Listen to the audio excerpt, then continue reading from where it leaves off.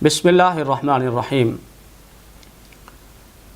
Understanding of Quran course کو join کرنے والے معزز شرکاء، خواتین و حضرات، السلام علیکم ورحمۃ اللہ وبرکاتہ۔ سورۃ البقرہ کی آیت نمبر 177 کی روشنی میں نیکی کا قرآنی تصور بیان کرتے ہوئے آج ہم سب سے پہلے جو ایمانیات اور عقائد کو نیکی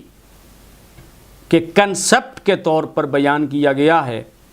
اس پر بات کر رہے ہیں۔ قرآن مجید کی اس آیت کریمہ میں اللہ جل مجدہ نے نیکی کا تصور بیان کرتے ہوئے سب سے پہلے ایمان اور عقیدے کو بیان کیا ہے۔ کیوں؟ اس کی وجہ یہ ہے کہ ایمان اور عقیدہ یہ نیکی کے تصور کی بیس ہے۔ اگر بندے کا ایمان اور عقیدہ درست نہ ہو تو کوئی عمل بھی نیکی نہیں ہو سکتا، کیونکہ تمام تر نیکیوں کی بنیاد ایمان اور عقیدے پر ہے۔ تو نیکی کے تصور میں ایمانیات کو سب سے پہلے بیان کیا، کیونکہ جب تک ایمان نہ ہو تو اعمال قابل قبول نہیں ہیں۔ تو ایمان کو سب سے پہلے بیان کر دیا۔ یہی وجہ ہے کہ مشرکین اور کافرین جن کا اللہ اور اس کے رسول صلی اللہ علیہ وسلم اور قرآن اور آخرت پر ایمان نہیں ہے، وہ ظاہری طور پر کتنے بھی اچھے کام کر لیں، مثلا ہسپتالیں بنا دیں، اسکول بنا دیں، سڑکیں بنا دیں، غریبوں کے لیے اچھے کام کر لیں اور ویلفیئر کے کام کر لیں، سڑکیں بنا دیں، پلیں بنا دیں اور ویلفیئر بہبود کے کام کر لیں، انہیں دنیا میں اس کا اجر، اس کی شہرت اور اس کے فوائد بے شک مل جائیں، لیکن آخرت میں انہیں اجر اور ثواب نہیں ملے گا۔ اس کی وجہ یہ ہے کہ وہ ان کا ایمان آخرت پر نہیں ہے، اللہ پر ایمان نہیں ہے، اس کے رسول پر ایمان نہیں ہے، ان کا عقیدہ اور ایمان درست نہیں ہے، کیونکہ آخرت کے اجر کا تعلق ایمان اور عقیدے کے ساتھ ہے، اور نیک اعمال کی قبولیت کا تعلق بھی ایمان اور عقیدے کے ساتھ ہے۔ اس لیے اللہ جل مجدہ نے نیکی کے تصور میں ایمان اور عقیدے کو سب سے پہلے بیان کر کے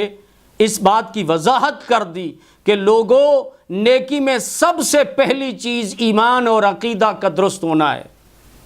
اور اگر ایمان اور عقیدہ نہیں ہے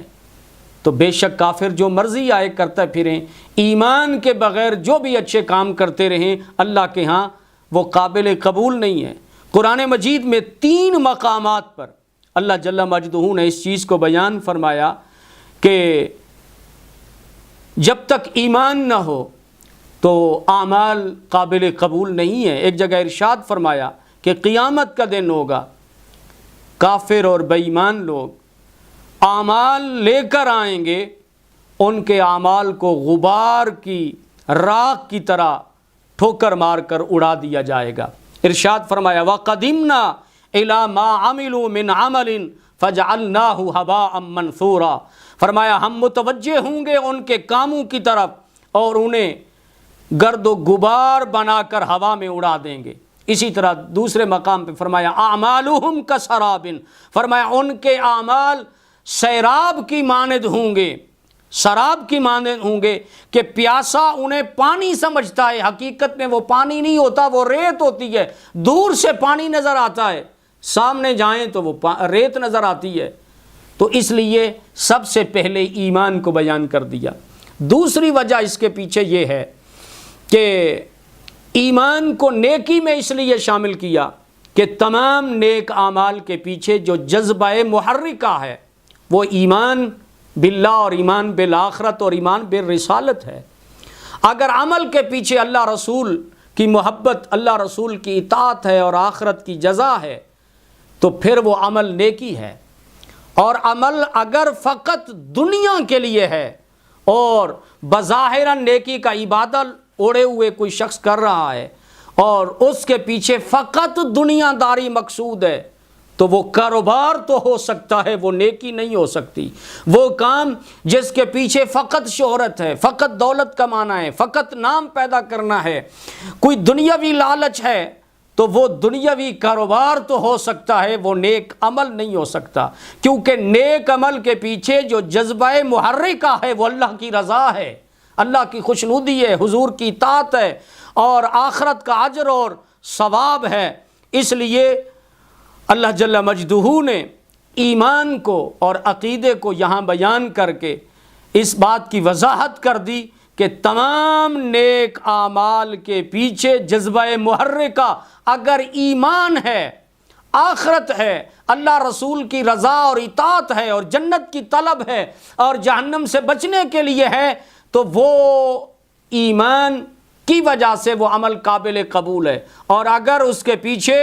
اللہ رسول کی رضا، آخرت نہیں، جنت کی طلب نہیں، جہنم سے بچنا نہیں،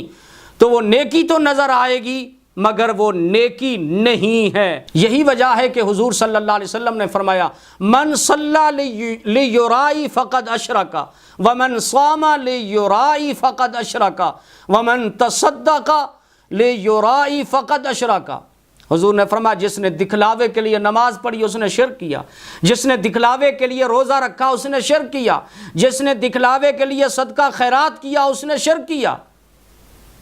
تو نماز، روزہ، صدقہ خیرات بظاہر نیکی کے کام ہیں، لیکن اگر اس کے پیچھے شہرت ہے، دکھلاوا ہے، ریاکاری ہے، واہ واہ حاصل کرنا، دنیا مقصود ہے، تو یہ عمل تو شرک کے مترادف ہو گیا۔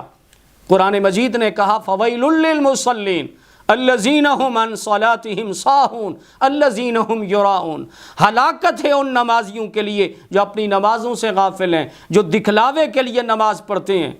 تو نماز تو نیکی ہے، لیکن قرآن نے کہا جو دکھلاوے کی نمازیں ہیں وہ ہلاکت ہے ان نمازیوں کے لیے۔ اسی طرح قرآن نے کہا یا ایھا الذین آمنوا لا تبطلوا صدقاتکم بالمن والاذی۔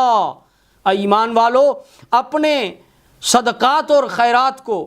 احسان جتلا کر، دکھ پہنچا کر ضائع مت کرو۔ نیکی کر کے اگر احسان جتلا دیا اور دکھ پہنچا دیا، اگلے کو تانے دے دیے، وہ تو آپ نے ذاتی مفاد کے لیے پھر کیا تھا، اللہ کے لیے تو نہیں کیا تھا۔ تانا دے رہے ہیں، اللہ کے لیے کیا ہوتا تو تانے کی ضرورت نہ تھی،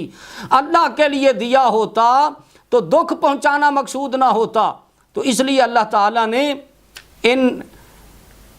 نیکی کے تصور میں ایمان کو بیان کیا تاکہ پتہ چل جائے کہ نیکی کے پیچھے جذبہ محرکہ جو ہے وہ ایمان ہے۔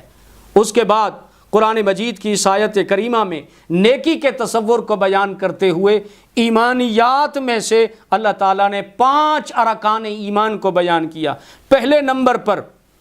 فرمایا وَلَكِنَّ الْبِرَّ مَنْ آمَنَ بِاللَّهِ، اور نیکی اصل میں یہ ہے کہ جو اللہ پر ایمان لائے، والیوم الآخر، اور آخرت پر ایمان لائے، والملائکتی، اور فرشتوں پر ایمان لائے، والکتابی، اور اس کتاب یعنی قرآن پر ایمان لائے، والنبیین، اور نبیوں پر ایمان لائے۔ تو اللہ تعالیٰ نے نیکی کے جامع تصور کو بیان کرتے ہوئے سب سے پہلے 5 ارکان ایمان بیان کر دیے جو ایمانیات کی بنیاد ہیں۔ سب سے پہلے اللہ پر ایمان۔ ایمان تصدیق بالقلب اور اقرار باللسان کا نام ہے۔ اللہ پر ایمان لانے کا معنی یہ ہے کہ اللہ کی وحدانیت کا اقرار کیا جائے، اس کی ذات اور صفات میں کسی کو شریک نہ کیا جائے، اس کو ہر عیب اور ہر نقص سے منزہ اور پاک سمجھا جائے، اس کے سوا کسی کو واجب اور قدیم نہ مانا جائے، اور اس کے سوا کسی کو عبادت کا مستحق نہ سمجھا جائے۔ اور اللہ پر ایمان لانے کا معنی یہ بھی ہے کہ اس کے تمام احکام کو مانا بھی جائے اور اس پر عمل بھی کیا جائے۔ یوم آخرت پر ایمان لانے کا معنی یہ ہے کہ مرنے کے بعد دوبارہ زندہ ہونے پر ایمان رکھا جائے، جزا اور سزا پر ایمان رکھا جائے، حساب اور کتاب پر ایمان رکھا جائے، پرصراط پہ ایمان رکھا جائے، میزان پر، جنت اور دوزخ پر ایمان رکھا جائے، اللہ کے حضور پیش ہونے پر ایمان رکھا جائے، اپنے ہر قول اور ہر فعل کی جواب دہی کے تصور پر ایمان رکھنا، یہ آخرت پر ایمان لانے کا معنی ہے۔ فرشتوں پر ایمان لانے کا معنی یہ ہے کہ فرشتوں کے معصوم ہونے پر ایمان رکھے، کرامن کاتبین پر ایمان رکھے، جو اعمال فرشتے لکھ رہے ہیں ان پر ایمان رکھا جائے، اور اللہ کے احکام کے مطابق جو فرشتے یہاں دنیا میں اللہ کے امور کو نافذ کرتے ہیں ان پر ایمان رکھا جائے، کائنات کے مختلف امور پر اللہ کی طرف سے متعین ہونے والے فرشتوں پر ایمان رکھا جائے۔ کتاب پر ایمان لانے کا معنی، کتاب پر یعنی قرآن پر ایمان لانے کا معنی یہ ہے کہ اس بات کا اقرار کیا جائے کہ قرآن اللہ کا کلام ہے، جس کو حضرت جبرائیل علیہ السلام نے حضور صلی اللہ علیہ وسلم کے قلب اطہر پر نازل کیا ہے۔ یہ آخری کتاب ہے، اس میں کوئی کمی پیشی نہ ہو سکتی ہے نہ ہوگی، اس کی مثل کائنات میں نہیں ہے۔ پھر قرآن پر ایمان لانے کا دوسرا معنی یہ ہے کہ قرآن کی تلاوت کی جائے، تلاوت کے بعد قرآن مجید کو سمجھا جائے، اس کے احکام کو سمجھا جائے، سمجھنے کے بعد عمل کیا جائے، پھر اس پیغام کو آگے پہنچایا جائے، اور پھر قرآن کے احکام کے مطابق فیصلے کیے جائیں اور معاشرے میں احکام قرآنی کو امپلیمنٹ کیا جائے۔ یہ ہے قرآن پر ایمان لانے کا معنی۔ تمام نبیوں پر ایمان لانے کا معنی یہ ہے کہ اللہ کے تمام نبیوں اور رسولوں کی نبوت اور رسالت کا اقرار کیا جائے، دل سے اس کی تصدیق کی جائے، خصوصاً حضرت سیدنا محمد صلی اللہ علیہ وسلم کو اللہ کے آخری نبی اور آپ کی شریعت کو آخری شریعت مانا جائے، اور انبیاء علیہ السلام کی زندگی کو مشعل راہ سمجھا جائے، اور آپ صلی اللہ علیہ وسلم کی زندگی کو اسوہ کامل بنایا جائے، آپ کی اطاعت کو اطاعت خدا تسلیم کیا جائے، اور آپ کی سنت کی پیروی کی جائے، اور آپ صلی اللہ علیہ وسلم کی اتباع کی جائے۔ اللہ تعالیٰ کی حضور دعا ہے رب کائنات نیکی کے اس جامع تصور میں ان 5 ارکان ایمان پر ہمیں اللہ کامل پکا سچا ایمان نصیب فرمائے، آمین۔ وآخر دعوانا ان الحمدللہ رب العالمین۔